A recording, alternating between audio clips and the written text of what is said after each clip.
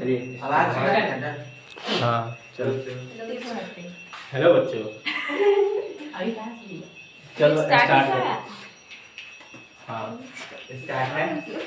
तो कल हम लोग पढ़े थे आयोनिक बॉन्ड के बारे में, पढ़ रहे थे कार्बन एंड इट्स कंपाउंड्स, और उसमें हम लोग पढ़े थे कि आखिर हमारे पास तो बहुत सारे एलिमेंट्स हैं, टोटल 118 एलिमेंट्स हैं, और 118 एलिमेंट्स में से हम लोग सिर्फ कार्बन के बारे में ही क्यों पढ़ते हैं? आखिर क्या रीजन है कि सिर्फ कार्बन के बारे में पढ़ा जाता है? तो इसके लिए हम लोग कल इंट्रोडक्शन पढ़े थे कि कार्बन का जो एटॉमिक नंबर होता है वो कितना होता है 6, और एटॉमिक मास होता है 12। एक और कार्बन पाया जाता है जिसका एटॉमिक नंबर 6 है लेकिन एटॉमिक मास है 13। एक और पाया जाता है जिसमें एटॉमिक मास हो जाता है 14। यानी ये सब आइसोटॉप्स हैं इस कार्बन के, आइसोटॉप्स। ठीक है, तो आइसोटॉप्स होते हैं इस कार्बन से। एलोट्रॉप्स अलग चीज है, वो बताएंगे आपको। कार्बन के दो एलोट्रॉप्स होते हैं, ग्रेफाइट और डायमंड, और एक और है, ठीक है, तो C20 है एक बल्क मिनिस्टर उसका नाम है। तो चलो उसको आगे करेंगे। तो इसका अगर इलेक्ट्रॉनिक कॉन्फ़िगरेशन देखें, मतलब कितने एलिमेंट्स हैं, तो K सेल में 2 इलेक्ट्रॉन और L सेल में, देखो अगर हम लोग देखते हैं इसका एटॉमिक कॉन्फ़िगरेशन, तो इसका इलेक्ट्रॉनिक कॉन्फ़िगरेशन में यहाँ पे K सेल में 2 इलेक्ट्रॉन और L सेल में कितना आएंगे 4 इलेक्ट्रॉन।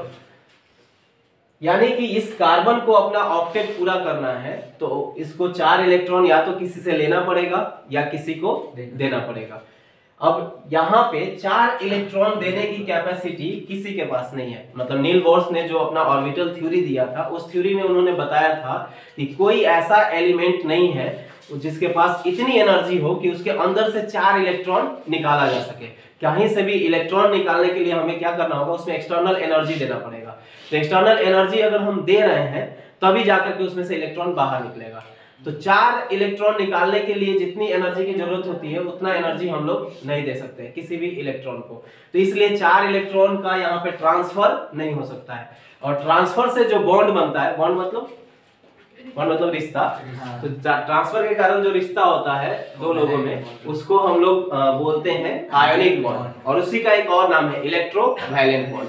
आयोनिक बॉन्ड क्या होता है, कल पढ़े थे कि आयोनिक बॉन्ड होता है ट्रांसफर के कारण। इलेक्ट्रॉन्स अगर ट्रांसफर हो रहा है, ठीक है, ट्रांसफर ऑफ इलेक्ट्रॉन्स के कारण जो भी बॉन्ड बनता है उसको क्या बोलते हैं, आयोनिक बॉन्ड। फिर हम लोग पढ़े थे कि आयोनिक बॉन्ड की प्रॉपर्टी क्या है। हम लोग पढ़े थे कि ये सबसे स्ट्रॉन्गेस्ट बॉन्ड है। स्ट्रॉन्गेस्ट बॉन्ड इसलिए क्योंकि इसमें एक से इलेक्ट्रॉन निकलता है, जैसे सोडियम और क्लोरीन है। तो क्लोरीन में आप देखोगे कि सोडियम का अगर इलेक्ट्रॉनिक कॉन्फ़िगरेशन लिखे तो इसमें K सेल में 2 इलेक्ट्रॉन, L सेल में इसका एटॉमिक नंबर होता है 11, और L सेल में कितना हो जाएगा 8 इलेक्ट्रॉन, और आउटर मोस्ट ऑर्बिट में 1 इलेक्ट्रॉन बच जाएगा। उसी तरह से क्लोरीन का अगर लिखेंगे तो क्लोरीन का क्या हो जाएगा, K सेल में 2 इलेक्ट्रॉन, L में 8 और आउटर मोस्ट में 7। यानी कि इसके पास 7 इलेक्ट्रॉन इसके आउटर मोस्ट ऑर्बिट में है और इसके पास 1 इलेक्ट्रॉन है। अब ये चाहेगा अपना ऑक्टेट पूरा करना, इसके लिए ये 1 इलेक्ट्रॉन क्या करेगा, ये ट्रांसफर कर देगा इसके पास, और इसको 1 इलेक्ट्रॉन एक्सेप्ट करना है। तो ये 1 इलेक्ट्रॉन यहाँ से ला करके यहाँ पे ट्रांसफर हो जाएगा। Metal and non metal chapter में ये पूरा डिटेल में पढ़ना था। अब ये 1 इलेक्ट्रॉन ट्रांसफर कर रहा है और इनके कारण एक बॉन्ड बन गया जिसको हम लोग बोलेंगे NaCl। अब ये NaCl के अंदर कौन सा बॉन्ड है, आयोनिक बॉन्ड, या इसी को बोलते हैं इलेक्ट्रोवैलेंट बॉन्ड। इलेक्ट्रो मतलब होता है चार्ज के टर्म में आया है, इलेक्ट्रोवैलेंट बॉन्ड। इसमें इलेक्ट्रो का मीनिंग होता है इलेक्ट्रॉन से लिया गया है, इलेक्ट्रॉन का ट्रांसफर हो रहा है। तो इसकी प्रॉपर्टी जो पढ़े थे हम लोग कि यहां से इलेक्ट्रॉन निकल के इसके अंदर इंटर कर गया, तो एक सब्सटेंस से निकला दूसरे में इंटर कर गया है। तो इंटर करने के कारण यहाँ पे जो बॉन्ड बन गया है ना, वो आपको बहुत स्ट्रॉन्ग है, क्योंकि तोड़ने के लिए फिर इलेक्ट्रॉन उससे बाहर निकलना चाहिए, तब वो टूटेगा बॉन्ड। इसीलिए इसको स्ट्रॉन्गेस्ट बॉन्ड बोलते हैं। और स्ट्रॉन्ग है तो मेल्टिंग पॉइंट हाई होगा, मेल्टिंग पॉइंट और बॉइलिंग पॉइंट हाई होगा, तभी तो स्ट्रॉन्गेस्ट बॉन्ड है। तो जनरली ये सॉलिड स्टेट में पाया जाता है, स्टेट पढ़े थे। उसके बाद हम लोग देखे थे कि ये सॉल्युबल होता है वाटर में। अगर इसको करेंगे तो वाटर में ये क्या होता है, सॉल्युबल होता है, मतलब पानी में घुल जाएगा। एक इंपॉर्टेंट कैरेक्टरिस्टिक्स ये था कि ये करंट इलेक्ट्रिसिटी को पास कर सकता है, इलेक्ट्रिसिटी इसके थ्रू पास कर सकता है, मतलब इलेक्ट्रिसिटी कंडक्ट करा सकता है। क्यों कराएगा इलेक्ट्रिसिटी कंडक्ट, अब हम लोग इलेक्ट्रिसिटी चैप्टर में पढ़े थे कि इलेक्ट्रिसिटी कब कंडक्ट होता है, जब किसी के पास फ्री इलेक्ट्रॉन्स हो। जैसे कंडक्टर्स इलेक्ट्रिसिटी कंडक्ट कराते हैं, जैसे कंडक्टर्स के पास फ्री इलेक्ट्रॉन्स है तो वो आसानी से इलेक्ट्रिसिटी कंडक्ट कराते हैं। यहाँ पे इसके पास फ्री इलेक्ट्रॉन है और ये इलेक्ट्रॉन ट्रांसफर हो रहा है यहाँ पे। तो जब कभी एक्वस सॉल्यूशन में, अब ये सॉलिड स्टेट में इसलिए नहीं करता है क्योंकि ये इलेक्ट्रॉन इसके अंदर चला गया, इंटर कर गया है, तो बिल्कुल NaCl सॉलिड स्टेट में रहेगा तो इलेक्ट्रिसिटी नहीं ट्रांसफर करेगा। जब एक्वस फॉर्म में होगा तो Na अलग हो गया, Cl अलग, तो Na के पास एक इलेक्ट्रॉन फ्री था, वो Cl के पास मूव करेगा। वही जब मूव करेगा तो इलेक्ट्रिसिटी को लेकर के जाएगा, चार्ज कैरियर की तरह काम करेगा। तो ये सब पॉइंट हम लोग पढ़े थे। दूसरे तरह का बॉन्ड होता है जब कार्बन को लेकर के दिक्कत आ गया कि यहाँ पे कार्बन कैसे किसी के साथ बॉन्ड बनाएगा। ठीक है, तो कार्बन किसी के साथ कैसे बॉन्ड बनाएगा इसको हम लोग पढ़े थे। अच्छा, एक क्वेश्चन भी था कि अगर हम लोग H हाइड्रोजन और क्लोरीन का देख लेते हैं तो हाइड्रोजन का 1 एटॉमिक नंबर होता है और क्लोरीन का कितना होता है 287, ऊपर तो कर ही दिया है। अब कह सकते हो कि अगर क्लोरीन का देखा जाए तो यहाँ पे 7 इलेक्ट्रॉन है और हाइड्रोजन का 1 इलेक्ट्रॉन है। तो जनरली बच्चा गलत सोच लेता है कि यहाँ से 1 इलेक्ट्रॉन ट्रांसफर हो जाएगा, नहीं होगा। ठीक है, इस केस में 1 इलेक्ट्रॉन ट्रांसफर होगा और HCl बन जाएगा। जैसे इसको बनाने के लिए फॉर्मूला आपको सिखा दिया जाता है कि Na+ और Cl- एक दूसरे पे ट्रांसफर हो जाता है चार्जेज और तब जाके ये बन जाता है NaCl। लेकिन यहाँ पर वो बात नहीं है। यहाँ पे अगर ये ट्रांसफर होगा, ये भी फॉर्मूला ऐसे बना सकते हो, Cl-1, अब ट्रांसफर हो गया तो HCl बन जाएगा। ठीक है, लेकिन ये बिल्कुल गलत तरीका है क्योंकि यहाँ से इसके पास, हाइड्रोजन के पास है क्या कि हाइड्रोजन के पास एक ही इलेक्ट्रॉन है और एक प्रोटॉन है। तो जब ये इलेक्ट्रॉन बाहर निकाल दोगे तो इलेक्ट्रॉन को जो बैलेंस करके एटम को रखा था ताकि इलेक्ट्रॉन रिवॉल्व करते रहे चारों तरफ, तो जैसे ही ये बाहर निकलेगा तो क्या होगा कि ये एटम बैलेंस नहीं रह पाएगा। समझ में आया? तो एटम ही बैलेंस नहीं रह पाएगा, स्टेबल, न्यूक्लियस पे भार बढ़ जाता है। आगे आपको पढ़ाएंगे नेक्स्ट चैप्टर में, पीरियोडिक क्लासिफिकेशन ऑफ एलिमेंट्स में, कि इसमें न्यूक्लियस का भार बढ़ जाता है। अब इसी कारण से यहाँ पे एग्जिस्ट नहीं हो पाता है हाइड्रोजन, इसलिए ये वाला फॉर्मूला गलत हो जाता है। तो ये सब फॉर्मूला कब बनेगा और किस तरह से ये लोग काम करेंगे, उसके लिए हम लोग 3 तरह के बॉन्ड्स के बारे में डिसाइड किए। तो पहला बॉन्ड ये था आयनिक बॉन्ड, और दूसरा था आपको कोवैलेंट बॉन्ड। ठीक है, और तीसरा आपको कोऑर्डिनेट बॉन्ड है जो कि क्लास 11th में पढ़ना है। तो चलिए देख लेते हैं कि क्या क्या है बॉन्ड। तो देखो, कल हम लोग आयनिक बॉन्ड के बारे में डिटेल में पढ़ लिए थे, आज हमें पढ़ना है कोवैलेंट बॉन्ड के बारे में। यानी कि कल हम लोग आयनिक बॉन्ड पढ़ लिए थे अच्छे से, आज हमें पढ़ना है कोवैलेंट बॉन्ड। अब ये क्या टाइप, हाँ ये दूसरा टाइप है बॉन्ड का। ये टाइप्स ऑफ जो बॉन्ड पढ़ रहे थे उसका दूसरा टाइप्स है, जिसमें कार्बन और कार्बन जैसे एलिमेंट्स किसी के साथ जुड़ेंगे और किसी के साथ अगर ये अटैच होते हैं तो उसी को तो बॉन्ड बोलते हैं। तो कोवैलेंट बॉन्ड में क्या होगा कि ये कार्बन के साथ प्रॉब्लम आया, कार्बन लाइक एलिमेंट जैसे सिलिकॉन के साथ ये प्रॉब्लम आ गया कि क्योंकि इसके आउटर मोस्ट ऑर्बिट में 4 इलेक्ट्रॉन आ गए। अब 4 इलेक्ट्रॉन ये शेयर नहीं कर, 4 इलेक्ट्रॉन ये किसी को डोनेट नहीं कर सकता है, नहीं 4 इलेक्ट्रॉन एक्सेप्ट कर सकता है। मतलब कह सकते हैं ट्रांसफर वाला बात इसमें हो ही नहीं सकता है। तो कार्बन आखिर किसी के साथ रिलेशन बनाएगा तो कैसे बनाएगा, ये है। तो कार्बन जो है रिलेशन बनाएगा तो ये क्या करेगा कि किसी दूसरे कार्बन को या किसी दूसरे एलिमेंट को क्या कर देगा, शेयर कर देगा। अब शेयर करने का मतलब क्या होता है कि जैसे 2 बच्चे हैं और दोनों स्कूल में टिफिन लेके जाते हैं। ठीक है, मान लो कि एक पनीर की सब्जी लेके जाता है, दूसरे राजमे की सब्जी लेके जाता है, और दोनों में क्या होता है, यहाँ पे दोनों में सब्जी की शेयरिंग होती है। शेयरिंग होती है मतलब वो क्या करता है कि अपना थोड़ा सा पनीर इसको दे देता है और वो अपना राजमा थोड़ा सा इसको दे देता है। तो यहाँ पे शेयरिंग हुआ। अब यहाँ पे शेयरिंग जो होता है ना वो बराबर बराबर का हो गया, मान लो कि, तो आप कह सकते हो कि ये शेयरिंग के कारण उन दोनों में एक दोस्ती है, एक बॉन्ड है। उसी तरह से शेयरिंग के कारण, इलेक्ट्रॉन्स के शेयरिंग के कारण जो बॉन्ड बनेगा उसको क्या बोल देंगे, कोवैलेंट बॉन्ड। तो सिंपल है। अब उसमें हो सकता है कि कोई ज्यादा पोखर हो तो ज्यादा खा जाएगा। आपको एग्जांपल पढ़ेंगे HCl वाला, HCl में यही कंडीशन होता है। ये क्लोरीन इतना ज्यादा पोखर है कि ज्यादातर इलेक्ट्रॉन अपने पास रखता है, थोड़ा थोड़ा देर के लिए हाइड्रोजन के पास जाता है। ठीक है, और ये बनाता है डाइपोल, जो पढ़ना है क्लास 12th के फिजिक्स में। तो चलिए देखते हैं, ये इसको भी बताएंगे आगे चल के। तो चलो सबसे पहले लिखेंगे कि कोवैलेंट बॉन्ड क्या होगा। जब कभी इलेक्ट्रॉन्स की शेयरिंग हो तो जो बॉन्ड बनता है उसको बोल देंगे कोवैलेंट बॉन्ड। मतलब कहेंगे द बॉन्ड फॉर्म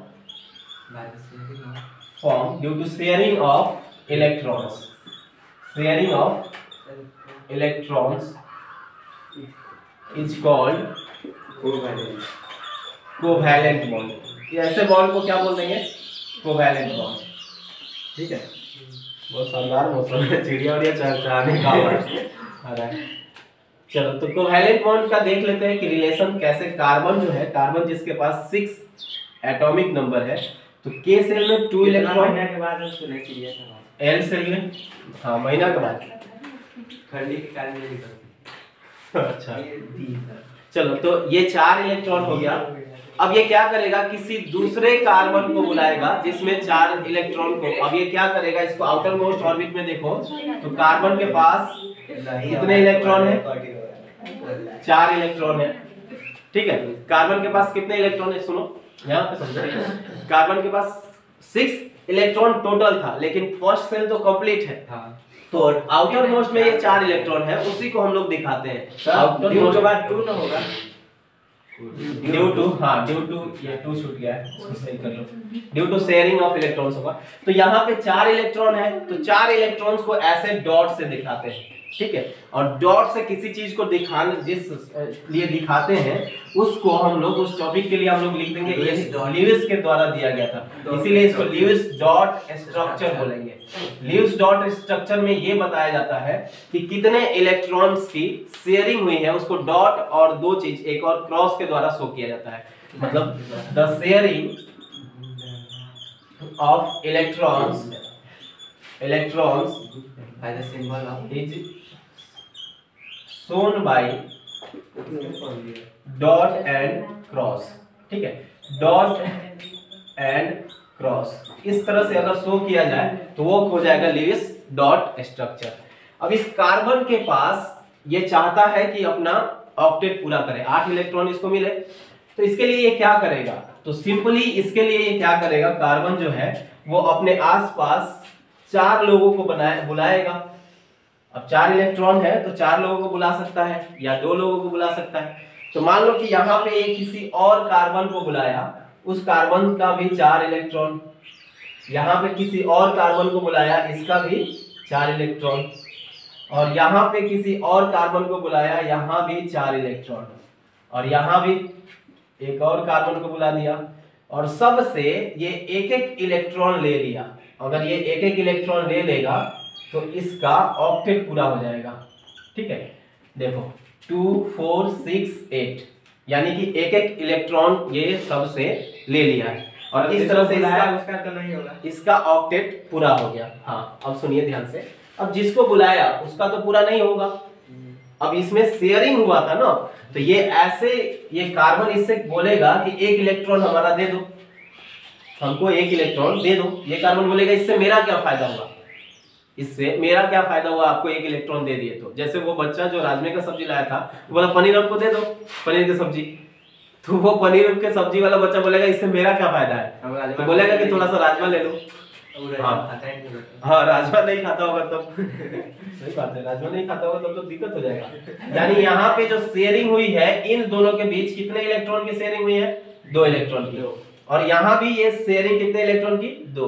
और यहाँ भी शेयरिंग 2 इलेक्ट्रॉन की हुई है, और यहाँ भी 2 इलेक्ट्रॉन की शेयरिंग हुई है। अब इसी शेयरिंग को ऐसे हम लोग दिखाते हैं। अब ये शेयरिंग, इससे पता चल रहा है कि दो इलेक्ट्रॉन यानी 1 पेयर इलेक्ट्रॉन की शेयरिंग हुई है। नहीं आया समझ में? इसमें कितने हैं? 1 पेयर। आप जब जो भी चीजें खरीदते हो, चप्पल वगैरह, तो उसको पेयर में खरीदते हैं ना, जोड़े में। तो यहाँ पे 1 पेयर इलेक्ट्रॉन की अगर शेयरिंग हो रही है तो इसको आगे हम बताएंगे, इसको सिंगल बॉन्ड बोलते हैं, single covalent bond. Types of bond में बताएंगे। अब इसको हम लोग सिंगल सा ऐसे दोनों को ज्वाइन करके दिखा देते हैं इस तरह से। अब ये कहीं भी दिख रहा है तो आप समझ लीजिए ये बॉन्ड को दिखा रहा है। ठीक है, ये सिंगल बॉन्ड यानी कि बॉन्ड को दिखा रहा है। और कैसा बॉन्ड को दिखा रहा है? कोवैलेंट बॉन्ड को। अब चूंकि ये तो शेयरिंग वाला बॉन्ड है, अब कोई भी बिजनेस या कुछ भी अगर शेयरिंग पे है तो क्या वो स्ट्रांग होगा? उतना स्ट्रांग नहीं होगा। दोनों में शेयरिंग का है। मान लो कि किसी दिन कोई बच्चा आया और वो राजमे की सब्जी लेके आया है, वो किसी दूसरे चीज का सब्जी लेके आ गया, अब उसको पसंद नहीं आया। मान लो वो कटहल का सब्जी लेके आ गया, उसको पसंद नहीं आया, तो वो बोलेगा हाँ कद्दू का। जिसको जो नहीं पसंद आया उसी का सब्जी लेके आ गया, तो फिर वो बोलेगा कि नहीं हम तुम्हारा सब्जी नहीं खाएंगे। अब वो क्या बोलेगा कि अच्छा डेली लाते थे जब पनीर तो अच्छा से मजा आता था खाने में, शेयरिंग करते थे। और आज जैसे ला दिए कटहल तो पसंद ही नहीं है, बोलेगा अपने रखो अपने आसपास, आज के बाद हमारी दोस्ती खत्म, आज के बाद दोस्ती खत्म। यानी कि जो कोवैलेंट बॉन्ड है उतना स्ट्रॉन्गेस्ट बॉन्ड नहीं होता है जितना आयनिक या इलेक्ट्रोवैलेंट बॉन्ड होता है। तो इसमें हम लोग लिख सकते हैं प्रॉपर्टीज, इसका प्रॉपर्टीज लिख सकते हैं, properties of covalent bond. Covalent bond की प्रॉपर्टीज लिखिए। तो सबसे पहले ये लिखना है लुईस डॉट, हाँ ये लिख लेंगे। ये लुईस डॉट को ऐसे स्ट्रक्चर से दिखाया जाता है। प्रॉपर्टीज ऑफ कोवैलेंट बॉन्ड में हम लोग लिखेंगे सबसे पहला it is weaker then ionic bond. Ionic bond से तो ये कमजोर होता है। दूसरा प्रॉपर्टी हम लोग लिखेंगे कि इसका जो मेल्टिंग और बॉइलिंग पॉइंट है उससे कम होता है। मतलब सबसे ये गरीब है, मतलब इलेक्ट्रोवैलेंट बॉन्ड से गरीब है, उसमें सब कुछ से इसके कमी आएगा। तो लिखेंगे it has low melting point and boiling point. ठीक है, ये तीनों स्टेट में पाया जाता है। It is found in 3 states, तीनों स्टेट्स में पाया जाता है। सॉलिड में भी मिल जाएगा आपको, लिक्विड में भी मिलेगा और गैसेस में भी मिल जाएगा। मतलब ये तीनों स्टेट में आपको कोवैलेंट बॉन्ड मिलेगा, देखने को मिलेगा आपको। नेक्स्ट प्रॉपर्टी हम लोग लिख लेते हैं, क्या ये इलेक्ट्रिसिटी कंडक्ट करेगा? बोलिए, इलेक्ट्रिसिटी कंडक्ट करेगा? यहाँ पे तो इलेक्ट्रॉन ट्रांसफर ही नहीं होता है, मतलब फ्री इलेक्ट्रॉन नहीं है, यानी कि यहाँ पे इलेक्ट्रिसिटी कंडक्ट नहीं कर सकता है, ये इलेक्ट्रिसिटी नहीं कंडक्ट करेगा। लेकिन अगर फिजिक्स में सेम चीज को पढ़ेंगे ना, तो फिजिक्स में एक सर्टेन कंडीशन पे इलेक्ट्रिसिटी ये कंडक्ट कर सकता है। 4 इलेक्ट्रॉन तो फ्री था। तो देखो थोड़ा सा समझ लो फिजिक्स में क्या है कि अगर मान लो सिलिकॉन, इसके पास भी 4 इलेक्ट्रॉन फ्री रहता है। सिलिकॉन जो है इसके पास भी 4 इलेक्ट्रॉन फ्री होता है। अब गलती से अगर इसको हम लोग किसी तरह से इसको 5 इलेक्ट्रॉन दे दिए, तो 5 इलेक्ट्रॉन देंगे तो 5 इलेक्ट्रॉन ले लेगा क्या? 5 इलेक्ट्रॉन की शेयरिंग करने के लिए कोई आ गया फास्फोरस इसके पास, मान लो इसके पास फास्फोरस आ गया, तो फास्फोरस से कितना लेगा? 4 इलेक्ट्रॉन लेगा। 4 की शेयरिंग होगी तो 1 बच जाएगा फ्री। तो उस केस में ये क्या कर सकता है, ये उस केस में इलेक्ट्रिसिटी ट्रांसफर कर सकता है। इसी को तो सेमीकंडक्टर बोलते हैं। यानी सेमीकंडक्टर बिना किसी से के मिले, यानी बिना डोपिंग के, कुछ इंप्योरिटी मिलाए काम नहीं कर सकता है। ये आगे का सिलेबस है। तो चलिए, तो ये आपको समझ में आ गया कि ये इलेक्ट्रिसिटी कंडक्ट नहीं कर सकता। It can not conduct electricity, लिख लो, it can not conduct electricity, conduct electricity. तो ये इसका प्रॉपर्टी था, प्रॉपर्टी ऑफ कोवैलेंट बॉन्ड। इसको लिख लीजिए जल्दी से।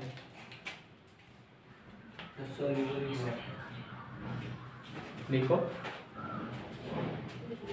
तुम लोग का ध्यान यहाँ है क्या?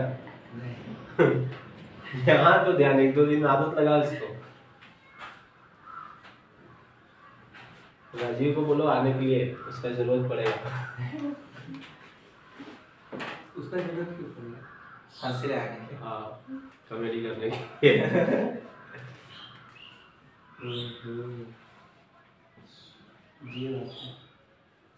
लिख लिए सर? तुम लोग तो कॉलेज से लेके आओ। ऑनलाइन वाला का भी लिख लेते दिए। हाँ, ऑनलाइन वाला भी लिखो। स्क्रीनशॉट नहीं लेना है, screenshot not allowed. Shut game हो गया, परफेक्ट आ गया। इतना जल्दी से बात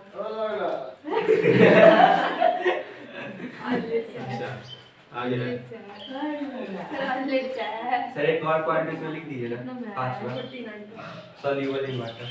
सर बंद कर दीजिए, आप उस सवाल है। सॉल्युबल होता है ये वाटर में, सॉल्युबल हो भी सकता है और नहीं। जो सॉलिड स्टेट में बिल्कुल है वो कुछ सॉल्युबल नहीं होता है, तो इसको रहने दो। It may be soluble and not soluble in water, ये हो सकता है। सर एक मिनट, चलो तो है क्या हाँ देखना चलो और उससे टॉपिक को हटाइए। नोमेनक्लेचर के बाहर गया है हट गया किसका क्या रहता है सर नोमेनक्लेचर ही तो हमें पढ़ना है मतलब तुमसे हाँ। क्या करना उसके बाद उसके बाद हट गया हाँ उसके बाद ये टॉपिक को हटा दिया तो उससे दिमाग खराब कर वही तो नोमेनक्लेचर का उसको भी नहीं पढ़ना उसका पीछे नोमेनक्लेचर के बाद आपका मेन स्टार्ट होता है। वैसे भी नोमेनक्लेचर हम लोग पढ़ लेंगे।